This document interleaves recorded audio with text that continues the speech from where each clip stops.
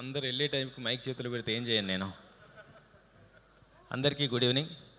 ఒక ఇద్దరు ముగ్గురు ఆర్టిస్టులు కింద ఉండిపోయారు. సత్యం, శ్రీవాణి, సంజయ్, కొంచెం మీరు కూడా పైకి రండి. నేను ఎవరైనా చూడకపోతే సారీ. రమణ వచ్చండి.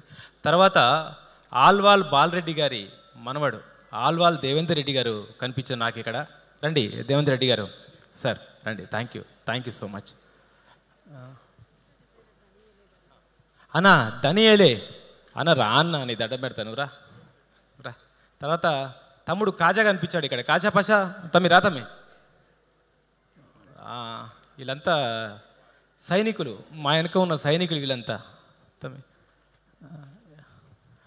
సరే, ఇంకా నాకు ఎవరు కనిపించట్లేదు లైట్లకి, క్షమించండి. ఎక్కడి నుంచి మొదలు పెట్టాలో అర్థమవుతలేదు, ఎందుకంటే టైం అయిపోయింది.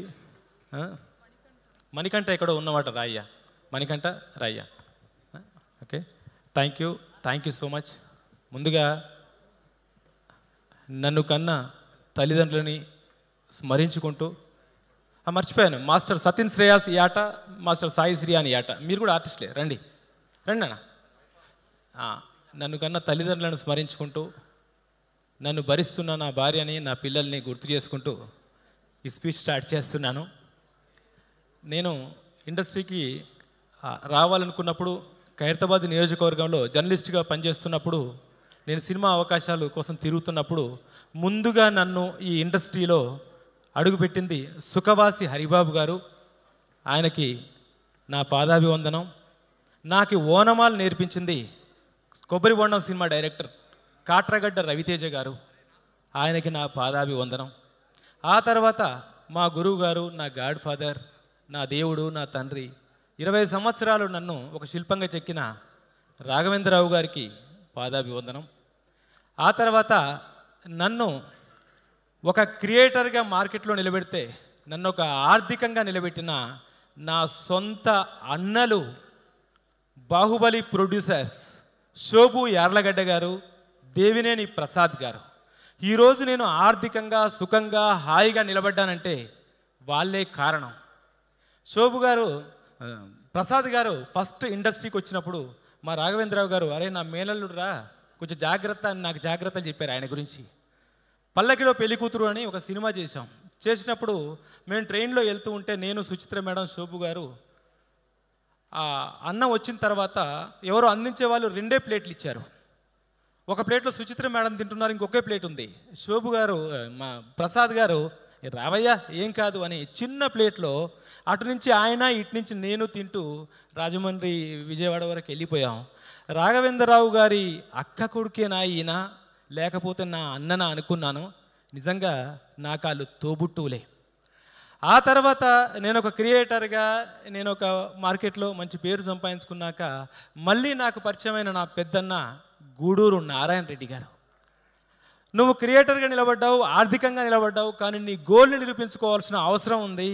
కాబట్టి నాకు అసలు సినిమాలంటే ఇష్టమే లేదు, నాకు సినిమాలంటే కోపం, చికాకు, అయినా సరే మనం ఒక సినిమా చేద్దాం, మన చరిత్ర చేద్దాం, మన ఘన చరిత్ర చేద్దాం, మన ప్రాంత చరిత్ర చేద్దాం, తెలంగాణ చరిత్ర చేద్దాం, హైదరాబాద్ సంస్థానంలో జరిగిన అన్యాయాల మీద సినిమా మనమే చేద్దాం అని నాకు అవకాశాన్ని కల్పించి, ముందు 10 కోట్లు 12 కోట్లు ఇస్తాను, అంతకంటే ఎక్కువ ఇవ్వను అన్న గూడూరు నారాయణ రెడ్డి గారు నా పక్కకు కూర్చొని డైరెక్షన్ చేస్తుంటే స్క్రీన్లో చూస్తూ, లేదు నాకు క్వాలిటీ నచ్చట్లేదు, నా చరిత్ర క్వాలిటీగా కనిపించాలి, నా చరిత్ర ప్రపంచ దేశాల్లో వినిపించాలి, నువ్వు డబ్బుకెక్కడ భయపడకు అని ఆ రోజు నుంచి ఈ రోజు మార్నింగ్ వరకు ఎక్కడి నుంచి 10 రూపాయలు వచ్చిన సినిమాకే పెట్టారు తప్ప ఇక దేనికి పెట్టలేదు.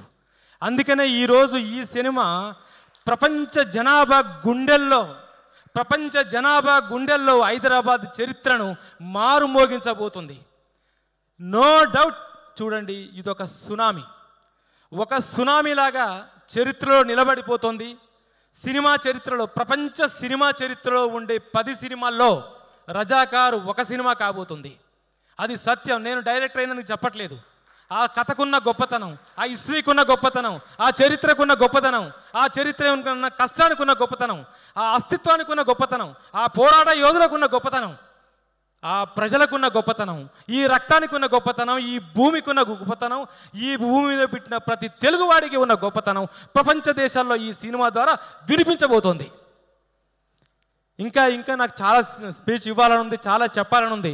బట్ అందరూ నిల్చొని ఉన్నారు, వెనక నుంచి నాకు గన్లు పెట్టారని భయం వేస్తుంది. అన్న మీరందరూ ఇక్కడికి వచ్చారు. నాదేంటంటే 2 సంవత్సరాలు పడ్డ కష్టం, 2 సంవత్సరాలు వీళ్ళంతా సైన్యంలాగా నన్ను నడిపించిన కష్టం.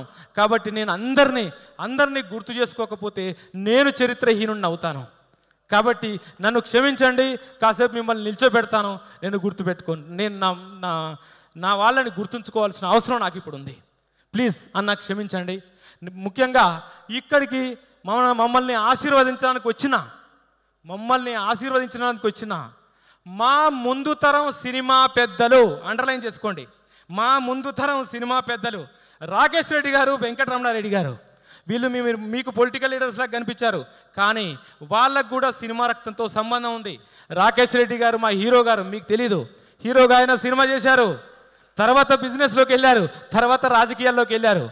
అన్న ప్రేమకైతే సినిమాలో చేయాల్సింది, కానీ ఆయనకు సినిమా కంటే అక్కడ దాకా వచ్చి నటించే టైంకు నాకు ఇది కాదు ప్రజాసేవ కావాలనుకున్నారు. అందుకనే ఒక్క రూపాయి పోయకుండా, ఒక్క ముక్క వేయకుండా, ఒక్క సారబోటు వేయకుండా 2000 మంది మహిళల్ని రోడ్డు మీద నిల్చోబెట్టి వాళ్ళ ఇంటిని రోడ్డు కోసం దానం చేసి 2 సీఎంలని ఓడించి కామారెడ్డిలో ఈరోజు ఎమ్మెల్యే గెలిచారు.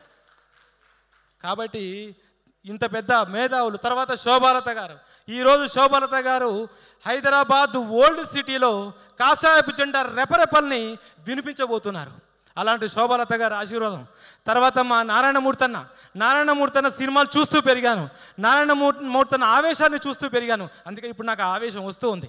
నారాయణమూర్తన్న ఎర్ర సైన్యం సినిమా మీద నా జర్నలిస్ట్గా ఉన్నప్పుడు నేను ఆ సినిమా రివ్యూ రాశాను. ఆ తర్వాత మీరందరూ కొందరు గుర్తించలేకపోయారు. నారాయణమూర్తన్న వీర తెలంగాణ అనే సినిమా చేశారు. ఆ వీర తెలంగాణ సినిమా చరిత్ర కూడా ఈ రజాకార్ చరిత్రనే, ఈ కాసిం రజ్వీ చరిత్రనే, ఈ నైజాం చరిత్రనే, ఈ హైదరాబాద్ చరిత్రనే. అది నారాయణమూర్తన్న ఉన్న గొప్పతనం. తర్వాత ఇక్కడ ఉన్న వాళ్ళందరూ, మా ఆర్టిస్టులు అందరూ, తర్వాత మర్చిపోయాను మా ఆల్వాల్ దేవేందర్ రెడ్డి గారు, ఇతను ఆల్వాల్ బాలరెడ్డి గారు, మీరు పాటలు విన్నారు, అందులో ఆల్వాల్ బాలరెడ్డి గారి మనవడు. నాకు ఫోన్లో మాకు ఇంతవరకు పరిచయం లేదు, నేను కూడా ఈరోజే చూస్తున్నాను, కానీ ఫోన్లో మాకు పరిచయం, నాకు చాలా సలహాలు ఇస్తుండేవారు. తర్వాత మా సురేష్ కొచ్చాటిల్ గారు, మా రెడ్డి గారి కథ వినగానే ముందు చెప్పించిన వ్యక్తి సురేష్ కొచ్చాటిల్ గారికి. ఆయన నా కథ విని నాకు అప్రిషియేట్ చేశారు, నా సినిమా ముందు కదలడానికి ఆయన సహకరించారు. తర్వాత శ్రీరామ్ గారి జర్నలిస్ట్ గారు, ఆయన నాకు సపోర్ట్ చేశారు. వీళ్ళ తర్వాత నేను కథ అనుకున్నప్పుడు నాకు చిన్ననాటి మిత్రులు టీవీ రైటర్స్ ఉండేవాళ్ళు, శ్రీకాంత్ సత్యం అని, వాళ్ళు నాకు మొదట్లో హెల్ప్ చేశారు. ఆ తర్వాత నా డైరెక్షన్ డిపార్ట్మెంట్, నా సైన్యం, మహిదర్, హేమంత్, శివ, శ్రీను, రాజు, ఈశ్వర్ రెడ్డి, గుహన్, ఒక అమ్మాయి ఒక 2 నెలలు వచ్చి చేసి వెళ్ళిపోయింది, రాఘవి, అందరూ నా సైన్యం నాకు హెల్ప్ చేశారు, నా వెంట నిలబడ్డారు. ఆ తర్వాత మా ఆర్ట్ డిపార్ట్మెంట్ మా ఆర్ట్ డిపార్ట్మెంట్ మన తిరుమల, తర్వాత అతని పేరు అతని మధ్యలో వచ్చి వెళ్ళిపోయారు, రాజు, బంగారు రాజు. తర్వాత costumes Seenu, costume to designer Pooja, తర్వాత మేకప్ మా నల్ల శ్రీను, మా సాయి, తర్వాత మా ఎడిటర్ తమిరాజు, తారక్, మా మ్యూజిక్ బీమ్స్, కింగ్, ఈరోజు సినిమాకి కింగ్ అతను. ఎంత రాక్షసుడంటే నేను కాపీ అందించాలి, కాపీ వెళ్తుందో లేదో నేను టెన్షన్ పడుతుంటే అర్ధరాత్రి నేను, తమ్మిరాజు, నా టీము, నా మేనేజర్స్ అందరు కూర్చొని వర్క్లో ఉంటే, సార్ ఒక్క నిమిషం ఆగండి నేను మళ్ళీ పాడిస్తానని 1 గంటకు 4 కోరస్ ఆర్టిస్టులను పిలిపించి పాడించబోతుండగానే ఆ సిస్టమ్ ఆగిపోయింది. అప్పుడు నైట్ ఇంకొక స్టూడియో బుక్ చేసి అక్కడికి వెళ్ళి మళ్ళీ పాడించి మొత్తం నిన్న నైట్ దాకా నన్ను సంపుకు తిన్నాడు. సూపర్ ఆర్ఆర్ ఇచ్చాడు బీమ్స్. వాళ్ళ మేనేజర్ మాల్య అడిగడుగున నాకు గుర్తు చేస్తూ నాకు సపోర్ట్ చేస్తూ ఉండాడు. ఇంకొక విషయం, అక్కడ సౌండ్ ఇంజనీర్ మస్తాన్ అలీ, ఒక ముస్లిం బిడ్డ. ఎంత విషయం ఉంది ఆ అబ్బాయిలో, ఎంత టాలెంట్ ఉందంటే బీమ్స్ కూడా అప్పుడప్పుడు సలహాలు ఇస్తాడు, అంత గొప్పడా కుర్రాడు. అట్లా ఆ తర్వాత ఎడిటర్ తమిరాజు గారు ఇప్పుడు రాజమౌళి గారితో మహేష్ బాబు సినిమా చేస్తున్నారు. నాకు అడుగడుగున సపోర్ట్ చేశారు. ఆ తర్వాత నా ఆర్టిస్టులు రాజార్జున్ గారు, తేజ్ సప్రో గారు, మకరంద్ దేశపాండే గారు, తర్వాత బాబీ సింహ గారు, వేదిక గారు, తర్వాత అనుశ్రియ త్రిపాఠి గారు, ఇంద్రజ గారు, అనసూయ గారు, ప్రేమ గారు, చందు నాయర్ మలయాళ ఆర్టిస్టు, అందరూ ఇక్కడున్న మా సత్యం, మా శ్రీవాణి, తర్వాత మణికంఠ, రమణ, సందీప్, సారీ, అందరూ కూడా ప్లీజ్ నేను ఎవరైనా మర్చిపోతే నన్ను క్షమించండి. అందరూ నాకు సహాయం చేశారు. తర్వాత ఇంకా నాకు గొప్పగా ఫీల్ అయింది ఏంటంటే రావి నారాయణ రెడ్డి గారి మనవరాలు, మా ఆడపడుచు, మా భువనగిరి ఆడపడుచు ఈరోజు ఇక్కడికి వచ్చి మాకు ఆశీర్వదిస్తున్నారు. నాకు చాలా చాలా హ్యాపీగా ఉందమ్మా. Thank you so much. తర్వాత మా డిజైనర్ ధనీ ఏలే నేను 10th క్లాస్ చదువుకునేటప్పుడు మా ఊర్లో మా అక్కని పెళ్లి చేసుకున్నాడు. ఇప్పుడు నా సినిమాకి డిజైన్ చేస్తూ నన్ను మార్కెట్లో నిలబెడుతున్నాడు. అన్న థ్యాంక్ యూ సో మచ్. ఆ తర్వాత నా తమ్ముడు కాజా పాషా, నా ఇంట్లో నా రూమ్లో ఉంటే నా రూమ్ అంతా కడిగిచ్చా ఒకరోజు. తమ్మి నా రూమ్ అంతా కడుగు అని. కడిగితే రూమ్ కడగడం మానేసి నంది అవార్డు పెట్టుకొని కూర్చున్నాడు ముందు. ఏం తమ్మి అంటే నాకు ఎప్పుడు వస్తుందో అన్న నంది అవార్డు, వస్తే బాగుండు అనుకున్నాడు. కట్ చేస్తే 3 సంవత్సరాలలో 3 నందులు కొట్టాడు తమ్ముడు నాటకంలో.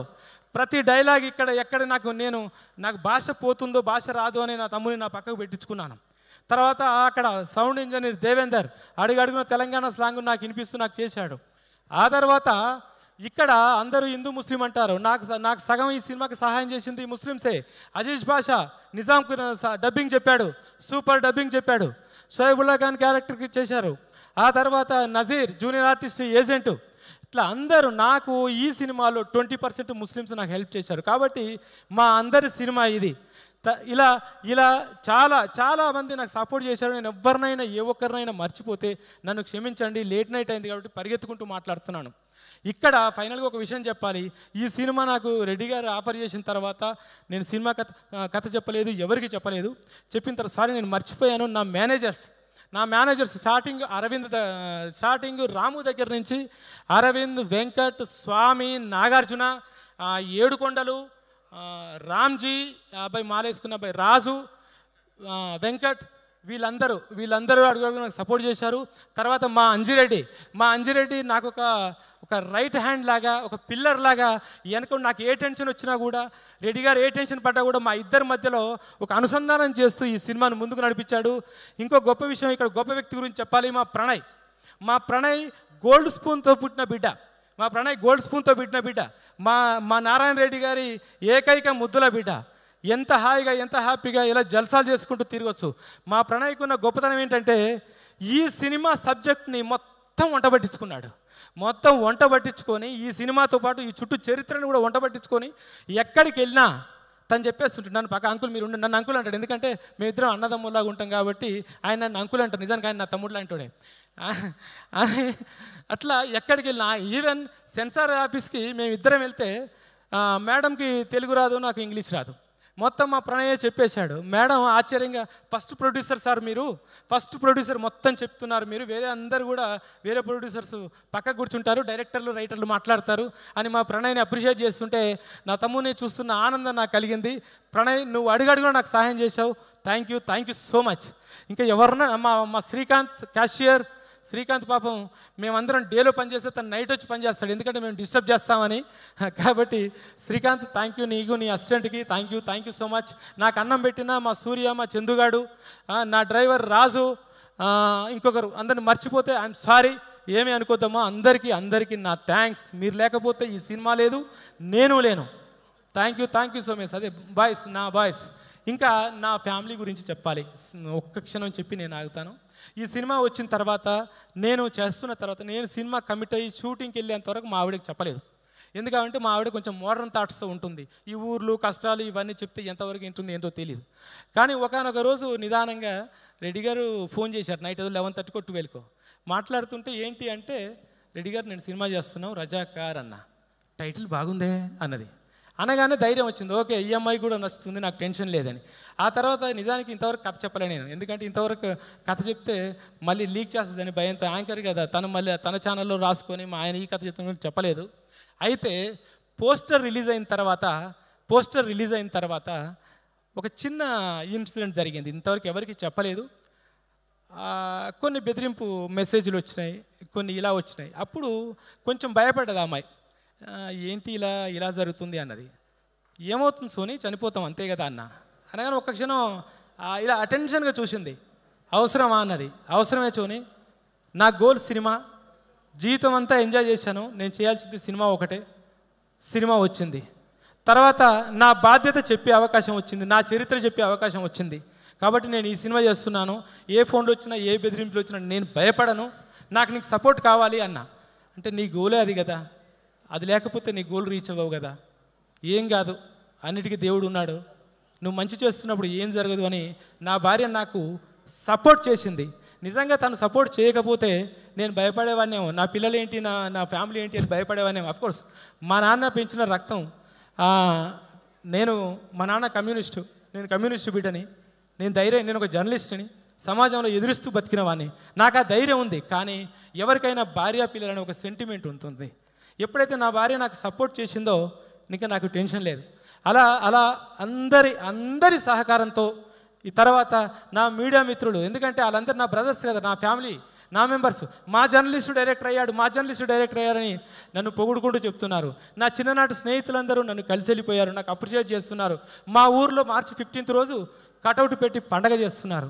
అందరికీ నాకు ఈ సినిమా పరిశ్రమలో సహకరించిన అందరికీ కూడా పాదాభివందనం చేస్తూ thank you so much.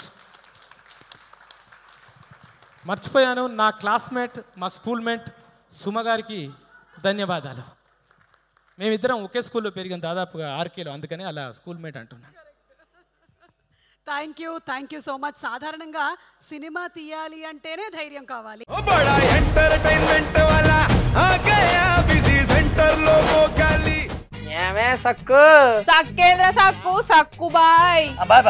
బాయేంద్ర Bhargav గిరాకొచ్చే time ఏంది, కస్టమర్లు వస్తున్నాడు, రేటు కలిపి కస్టమర్లు వస్తున్నారు కదా, మాత్రం పొగరు ఉంటది. మరి తగ్గిచ్చేద్దాం పొగర్ని, డబ్బులు కట్టేస్తామేంటి కొంప తీసి, లేదు కస్టమర్లు ఆపేద్దాం. పదా మరి మన బిజినెస్ స్టార్ట్ చేద్దాం.